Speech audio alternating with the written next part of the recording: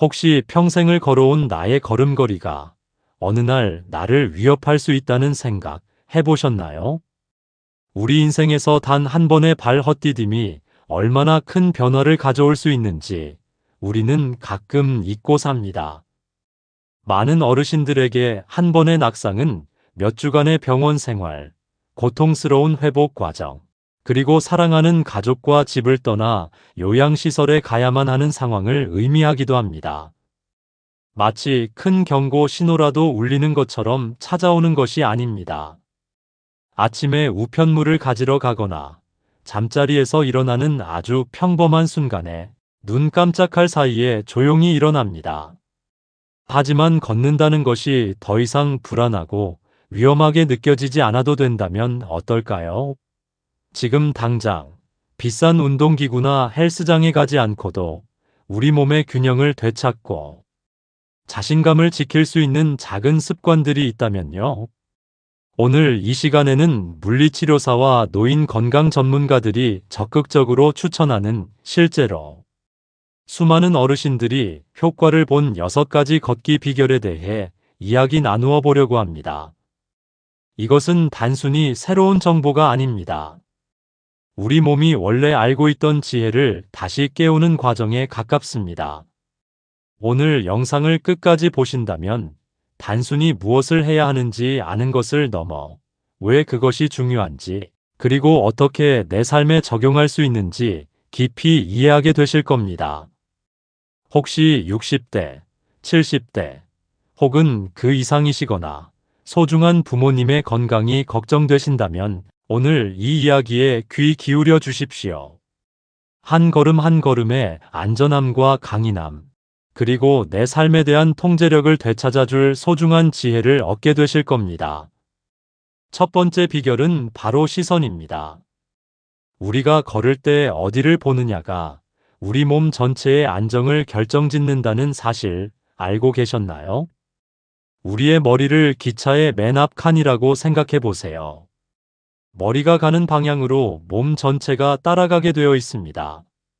하지만 많은 어르신들이 나이가 들면서 자신도 모르게 땅을 보고 걷는 습관을 갖게 되는데, 바로 이 습관이 낙상의 위험을 조용히 높이고 있습니다.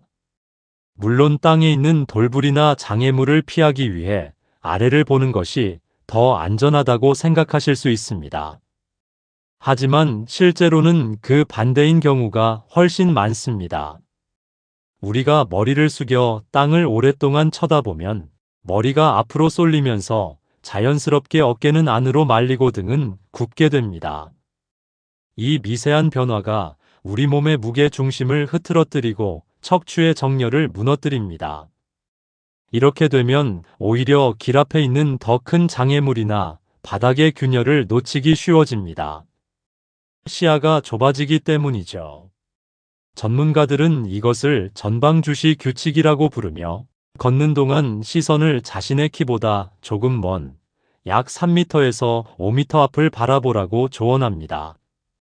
물론 필요할 때는 잠깐씩 아래를 확인할 수 있지만 대부분의 시간에는 정면을 보는 습관을 들이는 것이 중요합니다. 이렇게 앞을 보고 걸으면 우리 몸은 자연스럽게 꼿꼿하게 펴지고 걸음걸이는 안정되며 주변 상황에 대한 인지 능력은 훨씬 더 예리해집니다. 얼마 전 평생을 초등학교에서 아이들을 가르치다 정년 퇴임하신 박 선생님의 이야기를 들었습니다. 올해 78이신 박 선생님은 매일 아침 동네 공원을 산책하는 것이 삶의 큰 낙이었습니다. 그런데 언젠가부터 특히 공원의 완만한 내리막길을 걸을 때마다 다리가 후들거리고 불안한 느낌을 받기 시작하셨다고 합니다. 혹시나 넘어질까봐 발끝만 쳐다보며 조심조심 걷는 것이 습관이 되었죠. 그러다 동네 보건소의 운동치료사와 상담할 기회가 생겼는데, 치료사는 박 선생님의 문제를 단번에 알아차렸습니다. 발을 쳐다보는 습관 때문에 몸이 너무 앞으로 쏠려 균형이 깨지고 있다는 것이었습니다. 치료사는 박 선생님께 턱을 살짝 들고 시선은 공원 저 앞에 있는 아름드리 나무를 보고 걸어보라고 권했습니다. 처음에는 어색했지만 며칠 동안 의식적으로 연습하자 놀라운 변화가 일어났습니다. 걸음걸이가 한결 부드러워졌고 예전처럼 온몸에 힘을 주고 긴장하지 않아도 편안하게 걸을 수 있게 되었습니다. 단지 시선을 바꾸는 작은 습관 하나가 몸 전체의 통제력을 되찾아준 것입니다. 머리를 똑바로 들면 척추는 자연스럽게 제자리를 찾고 우리 몸의 중심 근육인 코어는 저절로 활성화되며 균형 감각은 거의 노력 없이도 향상됩니다. 그러니 혹시 걸을 때 불안감을 느끼거나 나도 모르게 땅을 쳐다보는 시간이 길어지고 있다면 이 사실을 꼭 기억해 주세요. 두려움이 아니라 우리의 시선이 우리를 안전하게 인도하도록 해보세요. 때로는 가장 강력한 안정감의 변화는 우리가 어디를 바라보는지에 대한 작은 변화에서 시작됩니다. 두 번째 비결은 팔의 리듬을 되찾는 것입니다. 대부분의 사람들이 균형을 생각할 때 다리와 발에만 집중하지만 사실 우리가 얼마나 안정적으로 걷는지를 결정하는 데에는 팔이 아주 중요한 역할을 합니다. 우리의 팔은 몸이 각 걸음마다 중심을 유지하기 위해 의지하는 자연스러운 균형추와 같습니다. 오른쪽 다리가 앞으로 나아갈 때 왼쪽 팔이 부드럽게 앞으로 흔들려야 하고 그 반대도 마찬가지입니다. 이 자연스러운 교차 움직임은 우리 몸의 추진력을 균형 있게 유지하고 상체를 안정적으로 만들어줍니다. 이것은 단순히 움직이는 것을 넘어 우리 몸이 몇 걸음마다 균형을 바로잡기 위해 과도하게 애쓰지 않고도 똑바로 설 수 있게 해주는 원리입니다. 하지만 안타깝게도 많은 어르신들이 나이가 들면서 자신도 모르는 사이에 팔을 사용하지 않고 걷게 됩니다. 어깨 통증 때문일 수도 있고 항상 손에 무언가를 들고 다니기 때문일 수도 있습니다. 하지만 더 흔한 이유는 바로 두려움 때문입니다. 넘어질까봐 걱정되면 우리는 몸을 잔뜩 긴장시키게 되고 몸이 긴장하면 우리 몸의 자연스러운 리듬은 사라져버립니다. 팔을 주머니에 찔러 넣거나 몸 옆에 뻣뻣하게 고정시킨 채 걷는 분들을 종종 볼 수 있는데 이 자세가 실은 낙상의 위험을 더 높인다는 사실을 아는 분은 많지 않습니다. 경기도의 한 작은 마을에 사시는 79살의 김 여사님 이야기가 생각납니다. 은퇴한 교사였던 김 여사님은 한 번 넘어진 이후로 지팡이를 사용하기 시작하셨습니다. 매일 지팡이를 짚고 다니는데도 불구하고 이상하게 균형 감각은 점점 더 나빠지는 것 같아 걱정이 많으셨다고 합니다. 그러던 어느 날 물리치료를 받으러 갔다가 치료사로부터 뜻밖의 이야기를 들었습니다. 김 여사님의 왼쪽 팔이 전혀 움직이지 않고 있다는 것이었습니다. 지팡이를 쥔 오른손에만 온 신경을 집중하느라 반대쪽 팔이 마치 몸에 붙어버린 것처럼 뻣뻣하게 굳어 있었던 것이죠. 치료사의 지도에 따라 김 여사님은 지팡이를 짚은 쪽과 반대쪽 팔을 의식적으로 흔들며 걷는 연습을 시작했습니다. 처음에는 어색했지만 불과 몇 주 만에 걷는 것이 훨씬 가벼워지고 예전에 활기찬 자기 자신으로 돌아온 것 같은 기분이 들었다고 합니다. 우리가 할 수 있는 일은 간단합니다. 팔꿈치의 긴장을 풀고 손은 가볍게 편 채로 걸을 때 팔이 자연스럽게 흔들리도록 내버려 두는 것입니다. 일부러 과장해서 흔들 필요는 없습니다. 차분하고 꾸준한 리듬이면 충분합니다. 혹시 한쪽 팔이 약하거나 뻣뻣하더라도 다른 쪽 팔이라도 사용해 보세요. 양쪽 팔을 모두 굳히고 있는 것보다 한쪽 팔이라도 흔드는 것이 균형에 훨씬 더 도움이 됩니다. 우리의 팔은 단순한 부속물이 아니라 우리 몸의 안정성을 지켜주는 소중한 파트너라는 사실을 잊지 마세요. 세 번째 비결은 발이 땅에 닿는 방식에 집중하는 것입니다. 너무나 당연하게 느껴져서 의식조차 하지 못하는 부분이지만 사실 발이 땅에 착지하는 방식은 우리 몸 전체의 균형 감각을 형성하는데 결정적인 역할을 합니다. 놀랍게도 많은 어르신들이 나이가 들면서 자신도 모르게 발바닥 전체로 터벅터벅 걷거나 심지어 발가락부터 땅에 닿는 방식으로 걷기 시작하면서 스스로를 더 불안정하게 만들고 있습니다. 그렇다면 건강한 걸음걸이는 어떤 모습일까요? 이상적인 걸음은 발 뒤꿈치가 부드럽게 땅에 먼저 닿고 그 다음 압력이 발의 아치를 지나 발가락 쪽으로 자연스럽게 굴러가며 마지막으로 발가락이 땅을 밀어내며 다음 걸음으로 나아가는 것입니다.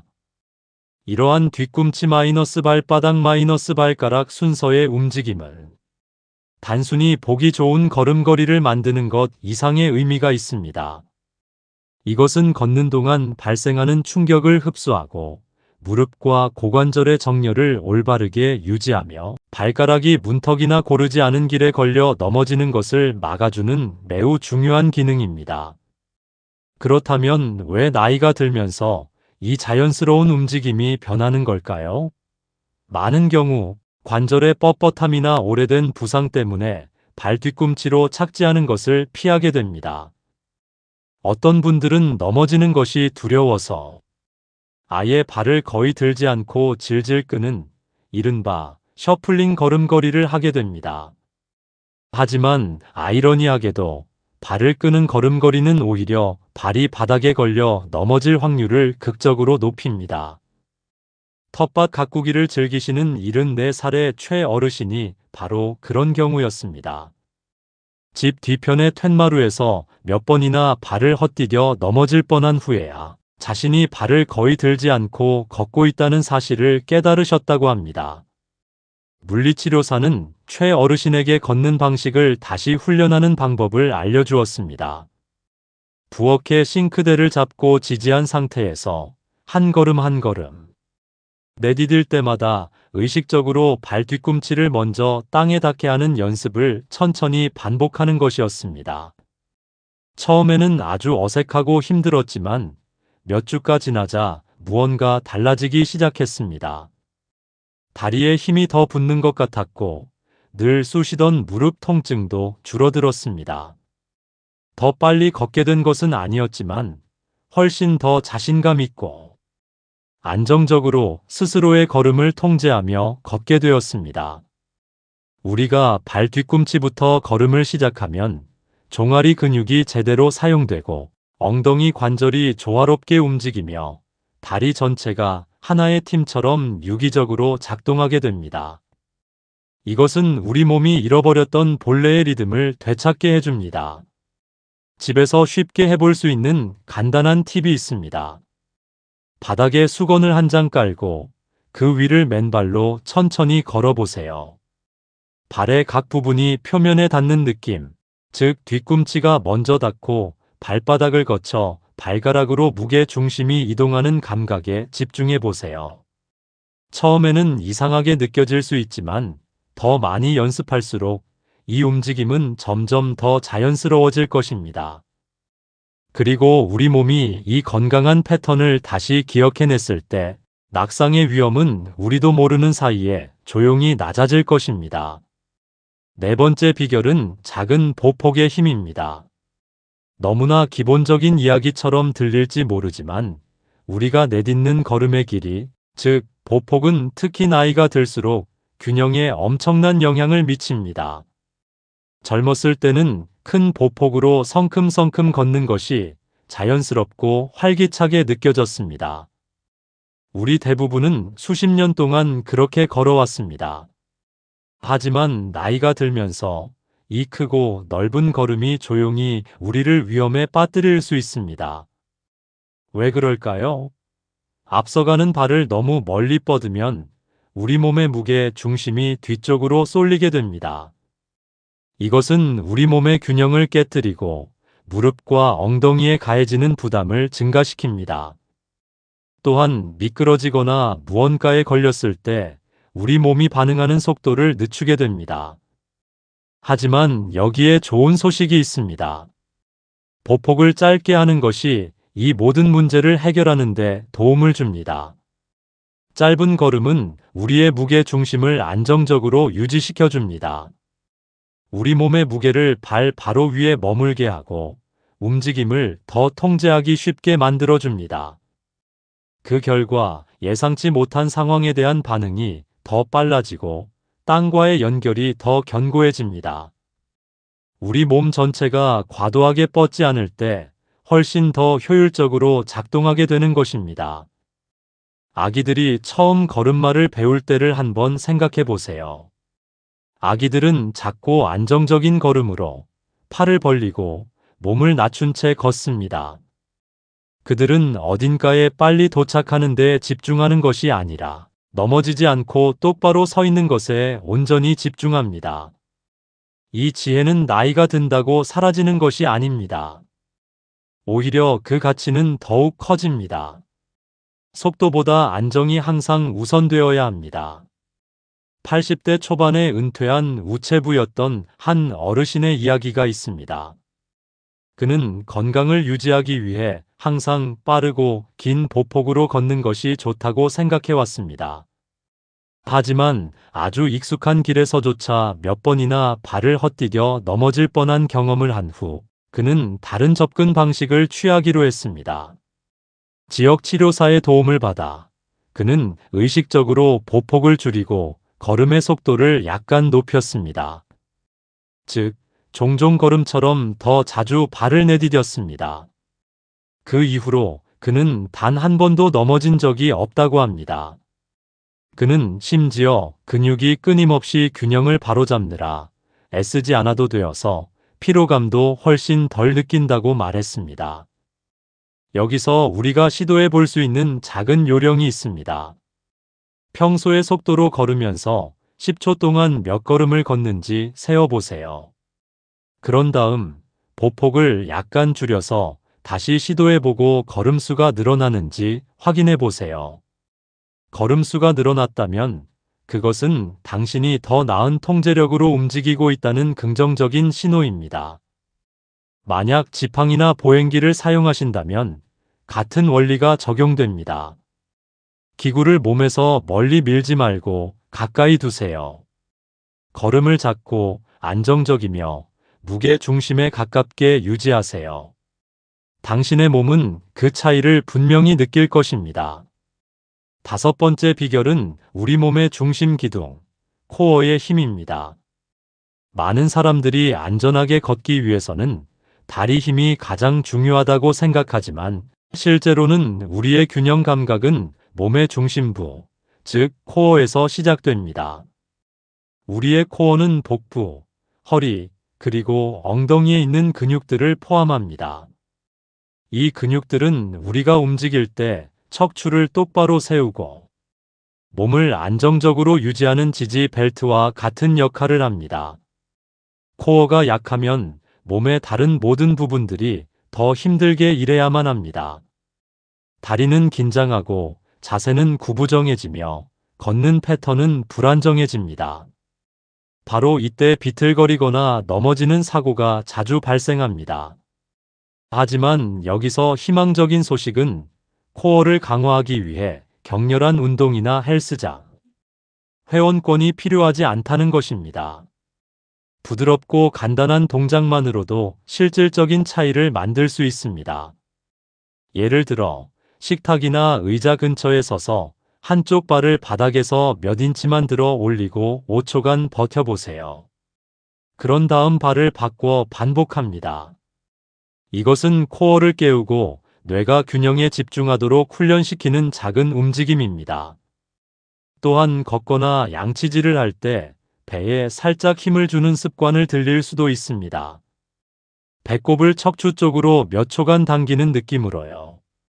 아무도 눈치채지 못할 정도로 미묘하지만 이 동작은 올바른 근육을 정확하게 활성화시킵니다. 여든한 살의 릴리안 여사님은 매일 아침 차가 우려지기를 기다리는 동안 이 작은 운동들을 시작했습니다. 불과 몇 주 후, 그녀는 아침 산책길에서 더 이상 휘청거리는 느낌이 들지 않는다고 말했습니다. 마치 내 몸이 어떻게 꼿꼿이 서야 하는지를 다시 기억해낸 것 같아요. 그녀는 환한 미소와 함께 이렇게 이야기했습니다. 그러니 코어 근육 강화가 운동선수나 젊은이들만의 것이라고 생각하지 마세요. 그것은 우리가 자신감 있게 움직이기 위한 비밀 무기입니다. 강한 중심은 우리에게 균형을 주고 그 균형은 우리에게 자유를 줍니다. 마지막 6번째 비결은 바닥의 패턴과 변화에 대한 인식입니다. 어르신들 낙상의 가장 놀라운 원인 중 하나는 느슨한 양탄자나 손잡이가 없는 계단이 아닙니다. 그것은 바로 우리 발밑의 바닥에 변화가 생겼을 때 우리의 뇌가 그 변화를 완전히 인지하지 못하는 바로 그 순간입니다. 나이가 들면서 시각적, 물리적 변화에 적응하는 우리의 능력은 조금씩 느려집니다. 새로운 바닥 색깔, 다른 질감, 갑작스러운 조명의 변화, 이 모든 것들이 우리의 깊이 감각과 발의 위치 감각을 혼란스럽게 할 수 있습니다. 그리고 균형이 무너지는 데에는 단 한 번의 지연된 반응이면 충분합니다. 예를 들어, 카펫이 깔린 방에서 나무마루로 된 복도로 이동하는 순간을 생각해 보세요. 발밑에서 느껴지는 소리, 감촉, 심지어 온도까지 모든 것이 바뀝니다.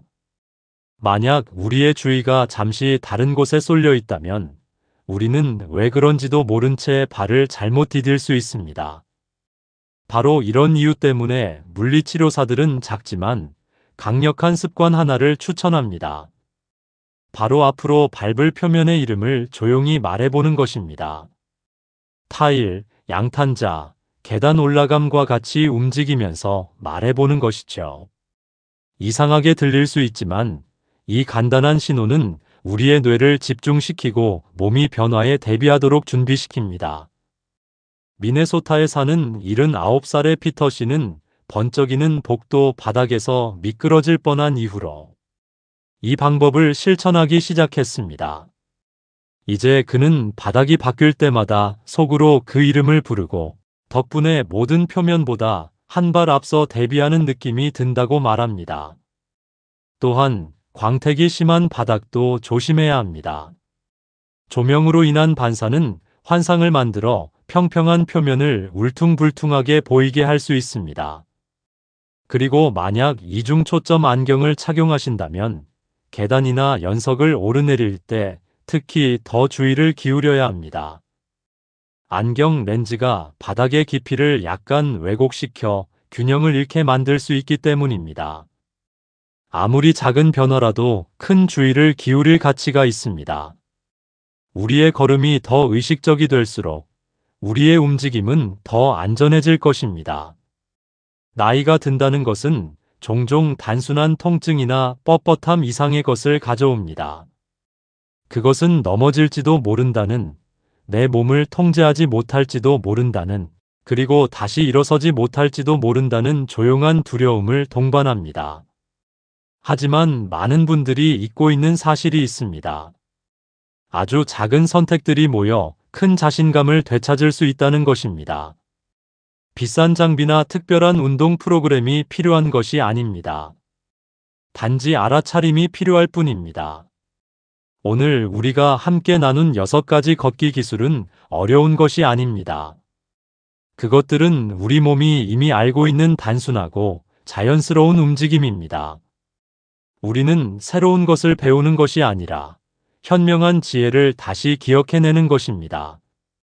그리고 이 기술들을 꾸준히 연습할 때 아름다운 일이 일어납니다. 넘어질 위험이 줄어들 뿐만 아니라 내 삶에 대한 통제력이 돌아오기 시작합니다.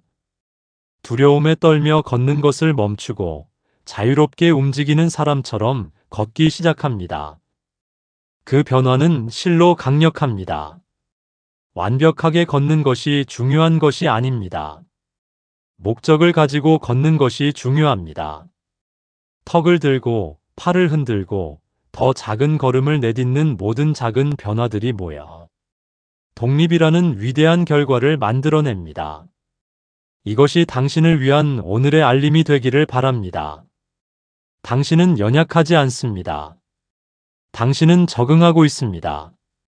당신은 배우고 있습니다. 그리고 앞으로 나아가는 모든 한 걸음은 조용하지만 강인한 힘의 표현입니다. 이제 당신의 이야기를 듣고 싶습니다. 오늘 나눈 6가지 습관 중 어떤 것이 당신의 마음에 가장 와닿았나요? 내일 아침 당장 시도해보고 싶은 한 가지가 있으신가요? 이 지혜의 길을 함께 걸어갑시다. 오늘 우리와 함께 시간을 보내주셔서 진심으로 감사합니다. 오늘 영상에서 마음에 와닿는 부분이 있었다면 댓글로 당신이 얻은 생각이나 통찰 하나를 공유해주세요. 당신의 이야기가 다른 누군가에게 영감을 줄 수 있습니다. 이 메시지가 당신에게 가치를 더했다면 좋아요와 구독 버튼을 눌러 다음에도 유익한 정보를 받아보세요. 노년의 삶을 더 긍정적으로 만드는 의미 있는 콘텐츠를 계속 만드는데 큰 힘이 됩니다. 여러분 사랑합니다. 오늘도 화이팅!